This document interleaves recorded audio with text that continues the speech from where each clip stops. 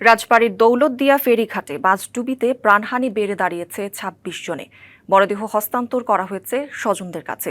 নিহতদের মধ্যে ১১ জন নারী, ৮ শিশু ও ৬ জন পুরুষ।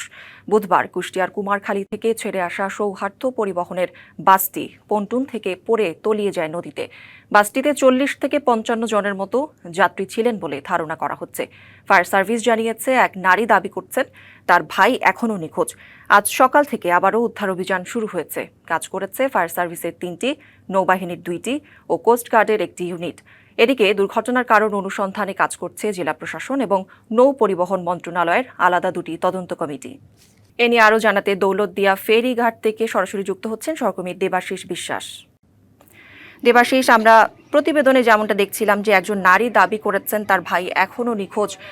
এ নিয়ে কি বলছেন ফায়ার সার্ভিস, উদ্ধার তৎপরতার সবশেষ জানাবেন।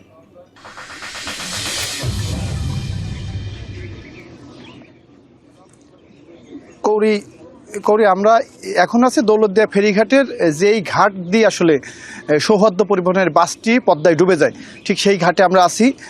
রিপোর্ট নামে এক ব্যক্তি এখন পর্যন্ত নিখোঁজ আছেন। তিনি ২ দিন ধরে নিখোঁজ। ফায়ার সার্ভিসের যিনি কর্মকর্তা আছেন সোহেল রানা, তিনি আমাদের বিষয়টি নিশ্চিত করেছেন।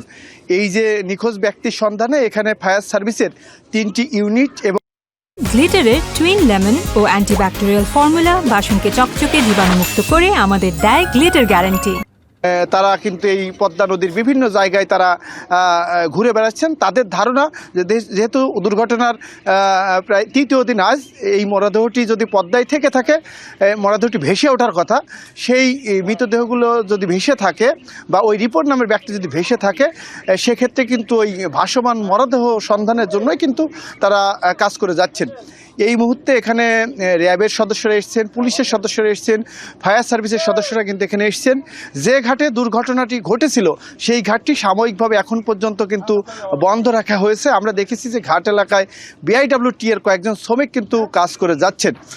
তবে কতজন বাসে ৫০ জনের মতো কিন্তু যাত্রী ছিল, ২৬ জন মানুষ যে আসলে মারা গেছেন সেই তথ্যটি আমরা কিন্তু পেয়েছি। একজন নিখোঁজ সেই তথ্যটি আমরা পেয়েছি, কিন্তু কতজন মানুষ আসলে উদ্ধার করা হয়েছে সেই তথ্যটি কিন্তু আমরা এখন পর্যন্ত পাইনি। কৌরি, এতটুকুই ছিল দৌলতদিয়া ঘাট থেকে আমার কাছে সবশেষ। দেবাশিস, ধন্যবাদ আপনাকে আমাদের জানানোর জন্য উদ্ধার তৎপরতার সবশেষ।